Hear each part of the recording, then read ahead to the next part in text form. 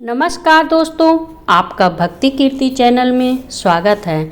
भगवान विष्णु ने बताया तुलसी को रोजाना जल देने से कौन सा फल मिलता है। एक समय की बात है, माता लक्ष्मी ने भगवान विष्णु से पूछा, हे नाथ, आप तो तीनों लोकों के स्वामी हैं, आपकी तीनों लोकों में पूजा होती है, सभी आपकी कृपा पाने के लिए उत्सुक रहते हैं, फिर भी आप इस तुलसी के पौधे की पूजा क्यों करते हैं, इसे रोजाना जल क्यों चढ़ाते हैं। मैं इस तुलसी के पौधे को जल चढ़ाने का महत्व जानना चाहती हूँ।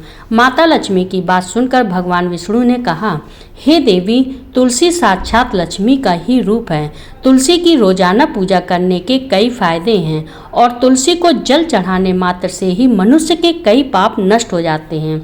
तुलसी को जल देने का महत्व बताने से पहले मैं तुम्हें एक बहुत ही पवित्र कथा सुनाता हूँ। इस कथा के माध्यम से तुम्हें तुम्हारे इन प्रश्नों के उत्तर मिल जाएंगे, इसलिए देवी आप इस कथा को बड़े ही ध्यान से सुनना। भगवान विष्णु ने कहा, हे देवी, जो भी मनुष्य सिर्फ इस कथा को ध्यान लगाकर पूरी सुन लेता है, उसे 100 वर्षों तक तुलसी को जल देने का फल प्राप्त होता है।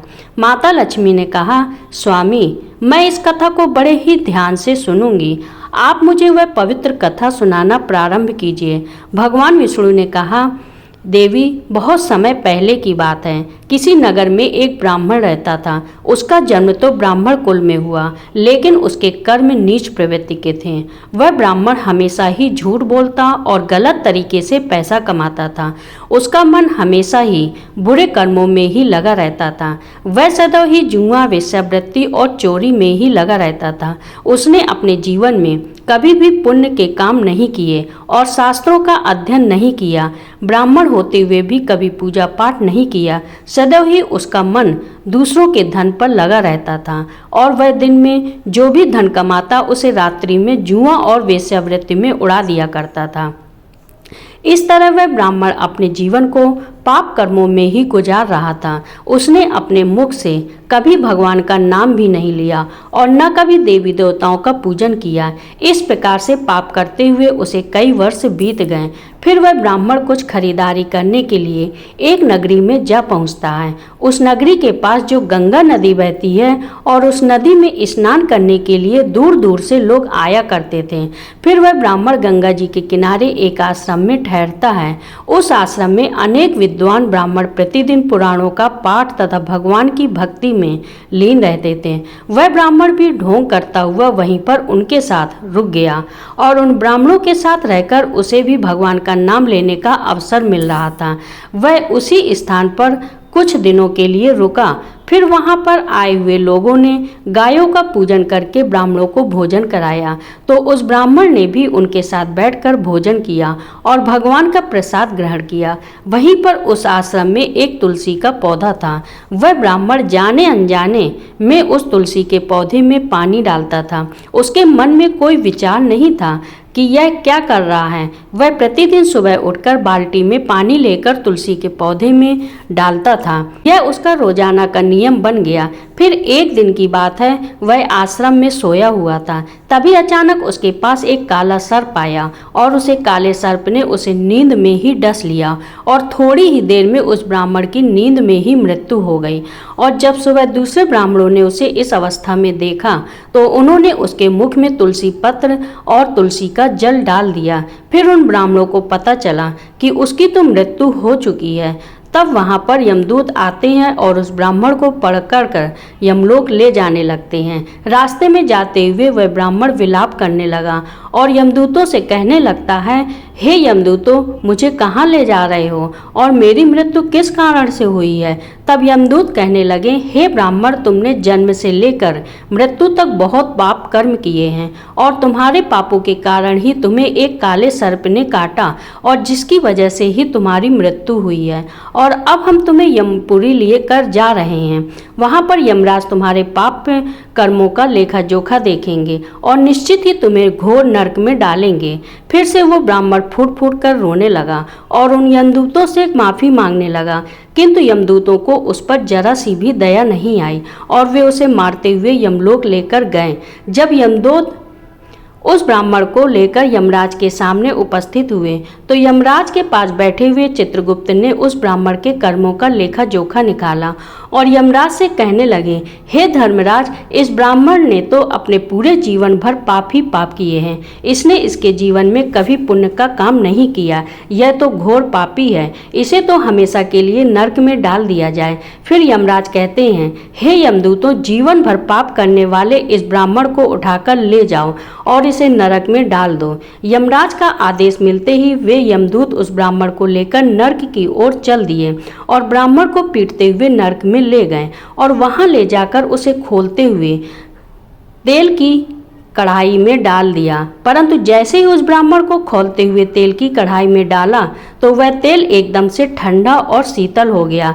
इस घटना को देखकर उस यमदूत को बड़ा ही आश्चर्य हुआ।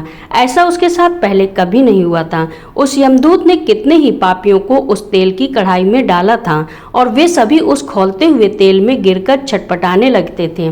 लेकिन जैसे ही वह ब्राह्मण गर्म तेल की कढ़ाई में गिरा तो वह तेल अचानक से शांत और शीतल हो गया। इस आश्चर्यजनक घटना को देखकर वह यमदूत जल्दी से दौड़ता हुआ यमराज के पास पहुंचा। यमदूत को देखकर यमराज ने कहा, हे यमदूत, क्या बात है? तुम इतने घबराए हुए क्यों लग रहे हो? फिर वह यमदूत कहता है, हे धर्मराज, आपने जिस ब्राह्मण को नरक में डालने के लिए कहा था, मैंने जैसे ही उसे खोलते हुए तेल की कढ़ाई में डाला तो उस भट्टी की अग्नि बुझ गई और वह खोलता हुआ तेल भी बिल्कुल ठंडा हो गया। फिर यमराज कहते हैं, हे यमदूत, यह तो बड़ी ही विचित्र घटना है। ऐसा तो पहले कभी नहीं हुआ था। यमराज विचार कर ही रहे थे कि तभी वहां पर नारद मुनि प्रकट होते हैं। नारद मुनि को देखकर यमराज अत्यंत प्रसन्न होते हैं और उन्हें प्रणाम करते हैं और उनका स्वागत करते हैं। फिर यमराज नारद मुनि से कहते हैं, मुनिवर, आप उचित समय पर आए हैं। हमने आज और अभी एक अत्यंत पापी ब्राह्मण को नरक में गिराया है, किंतु उसके गिरते ही नरक की अग्नि ठंडी पड़ चुकी और खौलता हुआ तेल भी शीतल हो गया। तब नारद मुनि ने यमराज से कहा, हे धर्मराज, आपने जिस ब्राह्मण को नरक में डाला है वह नरक में डालने योग्य नहीं है, क्योंकि उस ब्राह्मण के द्वारा अनजाने में ही ऐसा कर्म हुआ है जो नरक का नाश करने वाला है। जो मनुष्य पुण्य कर्म करने वाले लोगों की संगत करता है उसे उनके पुण्यों का भाग जरूर मिलता है। और यह ब्राह्मण तो कई दिनों तक भगवान के भक्तों के साथ रहा है। इस ब्राह्मण ने आश्रम में रहते हुए रोजाना तुलसी में जल डाला है, इसलिए यह ब्राह्मण बड़ा पुण्य आत्मा बन गया है और इसके सारे पाप नष्ट हो गए हैं। यह ब्राह्मण अब स्वर्गलोक में जाने का अधिकारी बन गया है। इस ब्राह्मण ने अनजाने में ही इतना पुण्य कमाया है जो कई जन्मों तक मनुष्य को प्राप्त नहीं होता है। इसलिए हे धर्मराज, आप इस ब्राह्मण को नरक में न डालो और इसके पापों के लिए इसे केवल इतना दंड दो, इसे सभी नरकों का दर्शन कराओ। नारद मुनि की बात सुनकर यमराज बहुत ही खुश होते हैं और उस ब्राह्मण को नरक से निकाल कर लाते हैं और अपने यमदूतों से कहते हैं, हे यमदूतों, इस ब्राह्मण को ले जाओ और संपूर्ण नरकों का दर्शन कराओ।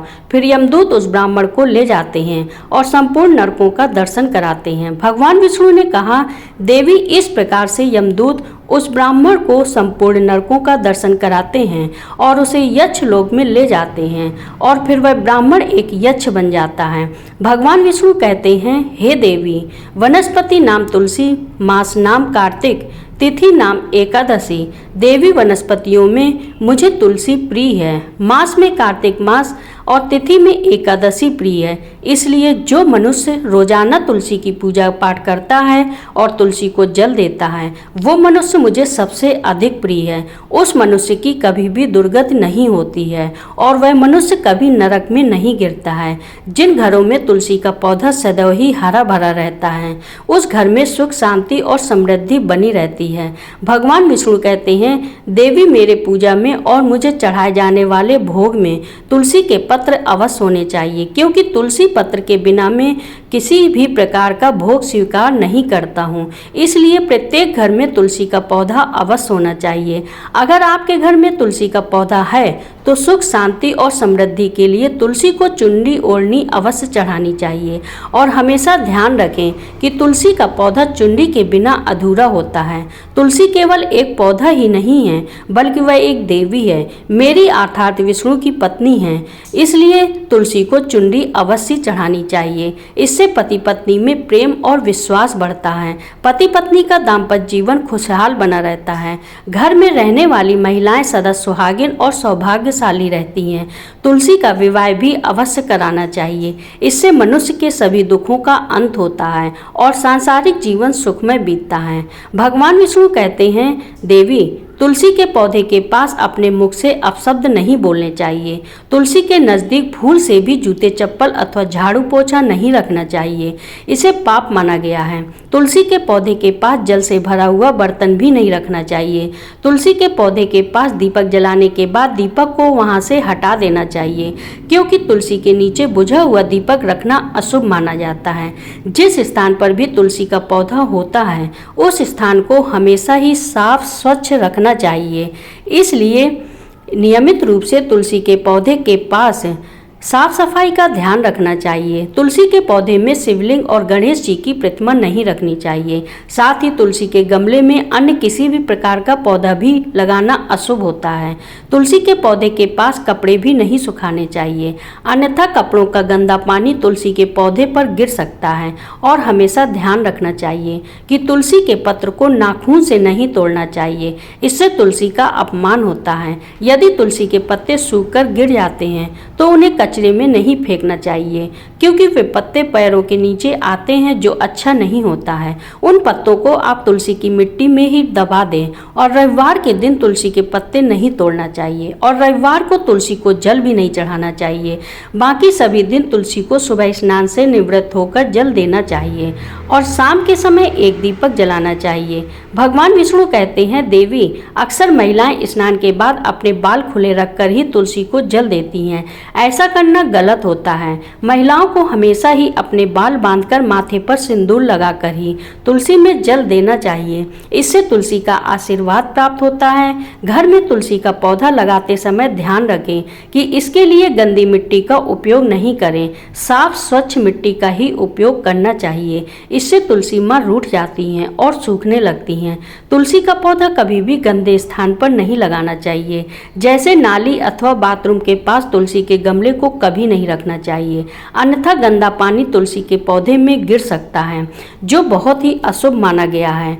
घर में तुलसी का पौधा कभी सूखना नहीं चाहिए। शास्त्रों में ऐसी मान्यता है कि तुलसी का पौधा सूखना अकाल मृत्यु की सूचना देता है। घर में तुलसी का पौधा सूख जाए तो घर की सुख समृद्धि खत्म हो जाती है। सूखी हुई तुलसी में माँ लक्ष्मी का वास नहीं होता है। भगवान विष्णु कहते हैं, शास्त्रों के अनुसार मासिक धर्म के दौरान महिलाओं को तुलसी के पौधे में पानी नहीं डालना चाहिए और तुलसी को स्पर्श करना भी वर्जित है। तुलसी को बिना स्नान किए जल नहीं देना चाहिए और पैरों में चप्पल आदि पहनकर भी तुलसी को जल नहीं देना चाहिए।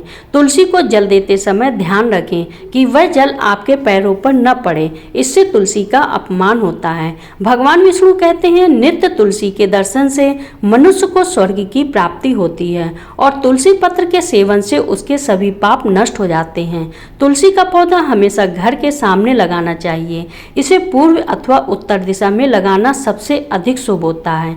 तुलसी के पौधा मरुस्थली पौधे रखना बहुत ही अशुभ माना गया है। ऐसे पौधों से नकारात्मक ऊर्जा निकलती है। शास्त्रों में कहा गया है कि जिन पौधों से हरी भरी कलियों की उत्पत्ति न हो, उसके स्थान पर कांटे निकलते हों, तो ऐसे पौधे को तुलसी के पास कभी भी नहीं रखना चाहिए। शास्त्रों में केले के पौधे का विशेष महत्व बताया गया है। अगर तुलसी के पास केले का पौधा लगा देते हैं तो कई गुना अधिक लाभ प्राप्त होते हैं। केले के पौधे में देवी स्वयं मेरा वास होता है। इसे तुलसी के पास लगाने से घर में सुख समृद्धि आती है। तुलसी के पौधे में शालिग्राम भी अवश्य रखना चाहिए। तुलसी के गमले में शालिग्राम रखने से तुलसी का और भी अधिक शुभ प्रभाव देखने को मिलता है। शालिग्राम मेरा ही निराकार रूप है। यह काले रंग का पत्थर होता है, जिसे विलक्षण और मूल्यवान माना गया है। इसे अगर तुलसी के गमले में रखेंगे तो आपके घर में संपूर्ण नकारात्मक ऊर्जा नष्ट हो जाएगी। घर में केवल एक ही शालिग्राम की पूजा करनी चाहिए। भगवान विष्णु कहते हैं, देवी मेरी मूर्ति से कई ज़्यादा उत्तम होता है शालिग्राम की पूजा करना। शालिग्राम को चंदन लगाकर उस पर एक तुलसी पत्र रखना चाहिए। प्रतिदिन शालिग्राम को पंचामृत से स्नान कराना चाहिए। ऐसा करने से मनुष्य के सभी जन्मों के पाप नष्ट होते हैं। शालिग्राम सकारात्मक और सात्विकता का प्रतीक होता है। इस प्रकार भगवान विष्णु ने माता लक्ष्मी को तुलसी के पौधे को जल देने का महत्व बताया और घर में तुलसी का पौधा लगाने के सभी नियम बताएं। वीडियो अगर पसंद आया हो तो चैनल को लाइक करें और शेयर करें और सब्सक्राइब करें।